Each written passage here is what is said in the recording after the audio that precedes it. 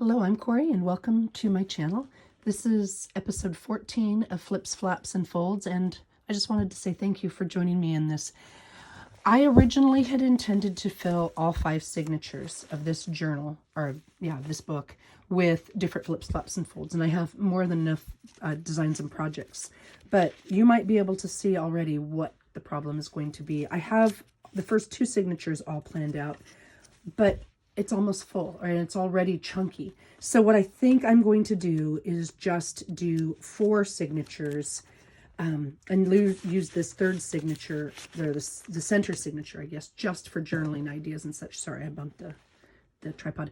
And that is just, a reminder to me, because this is an idea book, there's something on every page. But even then, I've got to be more careful about how fat it gets. And one thing, this is just a tip, starting off with a tip, that you can do to eliminate a lot of bulk is this. And it's something that I often do. So you may have seen, when I make tags, I'll use Sari Silk or thin ribbon, and I sew across the top. And the reason I do that is it gives it a very low or narrow profile. When you get these really pretty cool ribbons, look how bulky that is because of the tie that I put in it. And even if you don't tie them that way like I've done here and here, I tied this gorgeous velvet ribbon in a bit of a knot. And look how fat that is. And that's why my signature is full, even though, or it's so chubby, even though it's not quite full.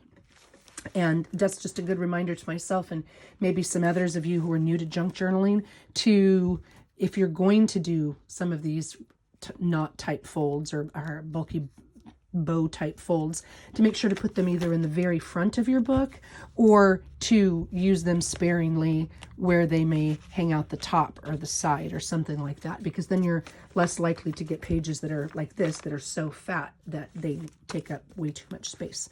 So I wanted to start with that. And today's project is brought to you by Judy Sanderson at, I wrote it down, Rose Lane Vintage Design. Now, she didn't do a tutorial, or I would link it, but I was watching one of her videos, and honestly don't remember one. And she came across this page with this really cool little tucky pocket fold thing. And of course, I don't have it here. I'll use my granddaughter Breck. Isn't she cute? Sorry, there's a glare. Anyway, she had this cool tucky pocket fold thing that set up 1, and then this opens up, and 2, and then 3, and then 4. So there's 4 spots in this really cool fold. And she made it seem like everybody knows what this is. Oh yeah, like this fold or whatever she said about it. And I thought, well, gosh, and I had to go back and look at it and see exactly how she did it. So the directions I'm giving you are probably wrong, but I went and played with it, and that's kind of what I came up with. And if I'm wrong, I apologize.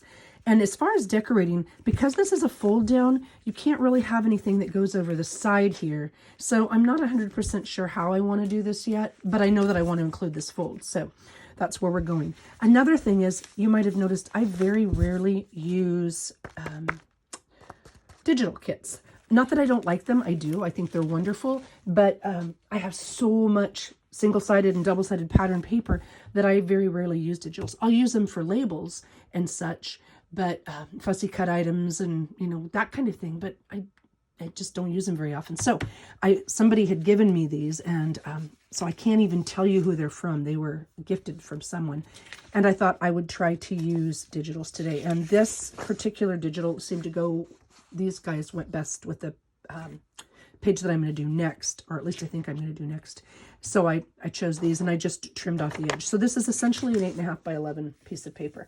And I learned a couple things doing this one. One, cardstock is not your friend for this project. It is entirely too bulky and too thick, and even thinner cardstock is get rid of it. This is also not a great project for directional pattern paper, because you kind of fold up and you fold down, but it's a perfect project for single-sided pattern paper. In fact, this was a paper pad from 2003, and one of the really nice things about the paper pad is that it's super thin. And you want something kind of thin with this so that it lays flat and isn't too bulky. Again, this one was an 8.5 by 11 sheet that was in my stash. And because the paper wasn't directional and it was one-sided, it worked really well. So you can fold it to work on either the right or left-hand side of your page. And again, I apologize to whoever created this. I have no idea who you are, but way to go. And if I'm doing it wrong, well, again, my apologies on that.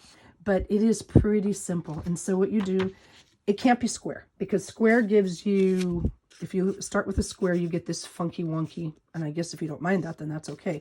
But it's designed to be done with a rectangle piece. And the beauty is you can use any size rectangle piece. So I don't know that I would do something super tiny, but you could, to make like a little embellishment. Ooh, there you go. That's an idea. You could use it to make a little embellishment on top of something. This particular piece is an 8.5 by 11, which is what I used here. And the final dimensions are 4 1/4 by 6 1/4. So it'll fit even in some of the smaller junk journals. This particular one was 10 by 12. It was a 12 by 12, but I cut a 2-inch strip off of it. And its final dimensions are 5 by about 7. So, you know, most standards journals, a 12 by 12 piece will fit in nicely. And here is the process. First, you're going to fold it in half, hot dog. So if you're a teacher or have ever been to school, you are going to fold it the long way, or hot dog first. And because I'm using thinner paper, I can just score it down or press it down with my thumbs. Then you open that sheet up and you take the 2 bottom corners or the 2 top corners. Either way, you're welcome to do that. And you want it to meet in the middle. But my suggestion to you, having played with this a little bit, is don't have them touch. Have them almost touch, but don't have them touch, and don't have them overlap your center line, your center score line, because then your pockets don't have a nice sharp corner. So you want to bring it just to the outside of that score line. And you want them to match up, but you know what? Honestly, it doesn't show super much if they don't match up perfectly. So if you don't make them match up perfectly, you're okay. And then just press those down. You can use a bone folder, but because this is such thin paper, you don't really need to. And then you turn it around and you do the same thing with the other side. Again, keep in mind that center score line, you want to fold it down close to, but not touching the center, because that'll give you extra bulk that just doesn't make anybody happy. And folding that down. And again, it doesn't have to be perfect by any means, way, shape, or form. You can fuss with it a little bit later and be good to go. So it's going to look like this. I don't even know what to call that shape. That kind of ish square with corners cut off. I don't know, something like that. So you've got those folded down. And now you're going to fold it in half again. And you have got a triangle with its top cut off. Okay? It's not really, it's a quadrilateral, but anyway, triangle with the top cut off. And then you decide, do I want this to go right? Do I want this to go left? What do I want this to do?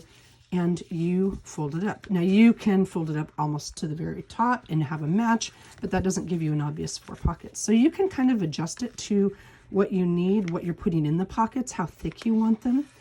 And that is all there is to it. Now at this point, I do take my bone folder and give it some creases. It looks like this paper might be directional, so I don't know how well this is going to look, but I'm far enough away that I can't see it super clearly right now. And there you go. There is your pocket opening to your right. And here is the same thing opening to your left. And that's just it. You can certainly, oh, I forgot the most important part. So when you put this in your book and then you open it down and you open it this way, you open this stuff up and you have all that cool writing space. So if you want a lot of journaling space, you can do it like that. But to be honest, because there's 4 great pockets in this, what I will probably do in my own book, I might not glue it all, so I remind myself, but I'll probably do something like this and maybe glue this back piece down so that I can open here and not have the whole thing removable. You could tuck it in with a paper clip, actually, if you wanted to. And again, you've got 1, 2, 3, and 4 spots. And that's all there is to it. Thanks for watching. I hope that gave you an idea. And Breck and I say thanks and have a great day.